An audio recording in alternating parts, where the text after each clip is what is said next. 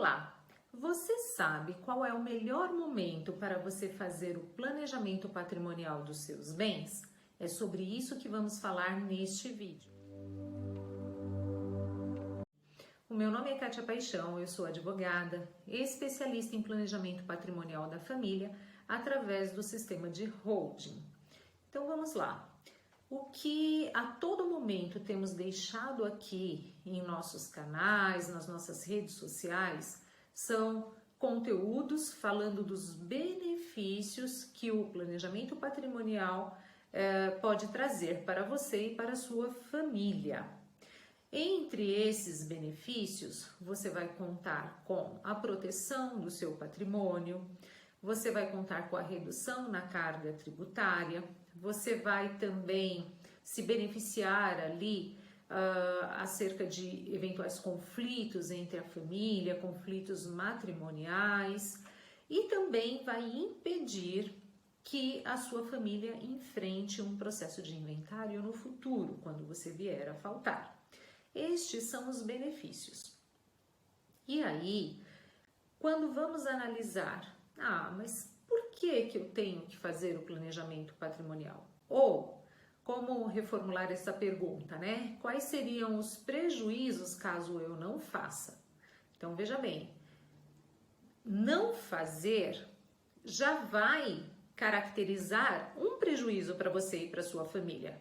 Afinal de contas, se você não conta com a proteção dos teus bens, você vai ficar exposto a risco. O teu patrimônio vai ficar vulnerável, poderá ser alcançado ali por eventuais dívidas futuras. Tudo bem? Também, se você não tem o planejamento patrimonial, você já vai ter um prejuízo financeiro, porque você não vai poder contar com essa redução da carga tributária. Então, você vai pagar mais impostos sobre o seu patrimônio. E nem se fale da excessiva carga tributária que incide no inventário. Então, é importante você entender isso. Se eu faço, eu conto com benefícios, e o simples fato de não fazer, eu já deixo de desfrutar desses benefícios, o que me gera um prejuízo. Tudo bem? E aí, o tema deste nosso vídeo é: qual é o melhor momento para que eu faça esse planejamento? E eu vou trazer aqui uma informação muito importante. Uma informação que fez com que se estabelecesse um senso de urgência para este assunto. Porque estamos vivendo dias muito difíceis. Ainda estamos aí amargando os reflexos de uma pandemia. Com a pandemia, quando olhamos para o nosso contexto interno, sabemos o quanto fomos afetados. Raras são as pessoas que não perderam um ente querido, um amigo ou ao menos um conhecido. Não temos mais uma estimativa, uma perspectiva de vida tão longa. Esse vírus, ele veio para nos despertar. Estamos vivos hoje e amanhã. A todo momento pode ser que esse mal volte mais forte, enfim, não queremos. Claro, o nosso desejo é que isso seja solucionado de uma vez por todas.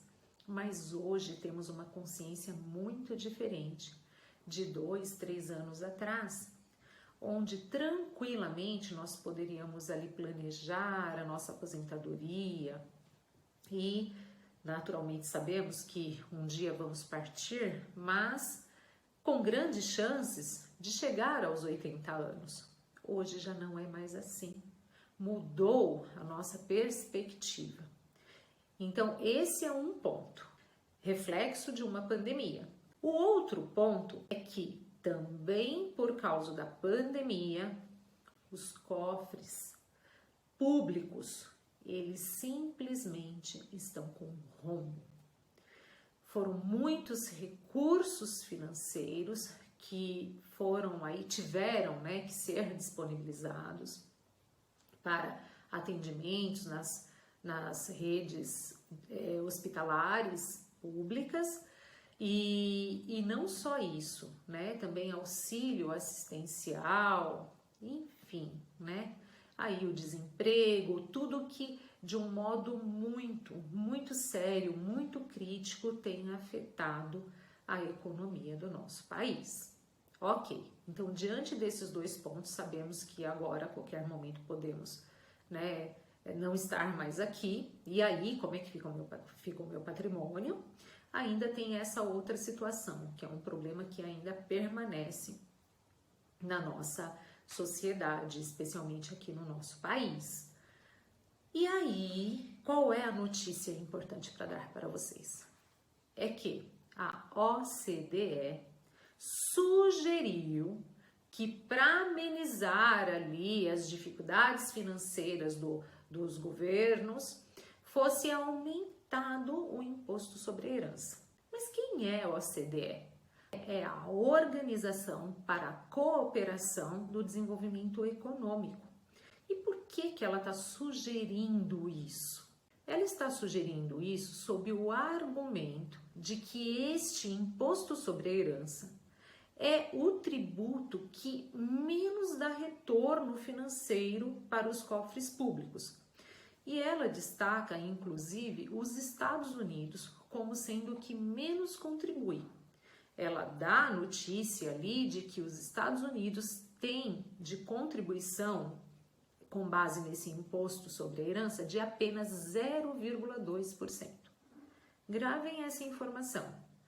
E aqui eu já vou explicar para vocês que lá nos Estados Unidos, o sistema de holding é praticamente a regra. Qualquer cidadão americano, ele sabe muito bem o que é uma holding.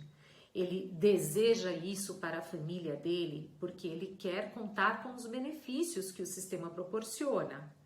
Agora, diferente é o que acontece aqui no nosso país, onde a maioria das pessoas acabam caindo na regra. Se a pessoa tem bens e ela tem filhos, herdeiros, necessariamente eles terão que suportar um processo aí de inventário e suportar todas as custas, esse tributo que já não é barato. Agora, me acompanhe. Se essa sugestão ela está vindo e existe a necessidade real dos governos de aumentar a receita, facilmente os governos vão começar a lançar mão desta sugestão e vão sim majorar este tributo sobre a herança. E eu estou falando do estado de São Paulo. Essa alíquota sobre este imposto sobre a herança aqui em São Paulo é de 4%. E já existe um projeto de lei prontinho para ser assinado, onde existe ali a previsão de majoração deste imposto para a alíquota de 8%. Então, voltando aqui para o assunto deste vídeo, que é qual é o melhor momento para eu fazer o planejamento patrimonial dos meus bens? E aí então eu te digo, é agora, é hoje. Se preocupe, se ocupe deste assunto. Por quê? Você pode pensar assim, mas doutora Kátia, você está me falando de uma possibilidade, de uma sugestão da OCDE para aumentar o imposto sobre a herança, mas é sobre a herança. Eu posso deixar para fazer o ano que vem ou daqui 2 anos. Acontece que o mesmo imposto que incide sobre a herança, que será ali a alíquota aplicada no seu inventário, num possível processo de inventário, é a mesma que também incide na doação das cotas sociais no seu sistema de holding, com a excelente diferença de base de cálculo, porque no inventário o imposto vai recair sobre todo o seu patrimônio no valor atualizado daqueles bens.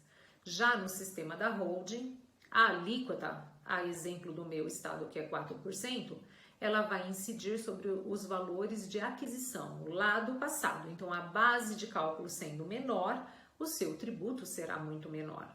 Mas mesmo assim, mesmo contando com uma base de cálculo diferente, Veja como a alteração na lei poderá te prejudicar. Vamos usar um exemplo simples de um patrimônio de R$1 milhão. Se você fizer o seu planejamento patrimonial hoje, a exemplo do estado de São Paulo, você pagaria 4% sobre R$1 milhão, tudo bem? Nos valores ali de aquisição. Agora, se essa lei entrar em vigor, e acredito que só não foi assinada ainda, porque estamos em um período aí de eleições, tá?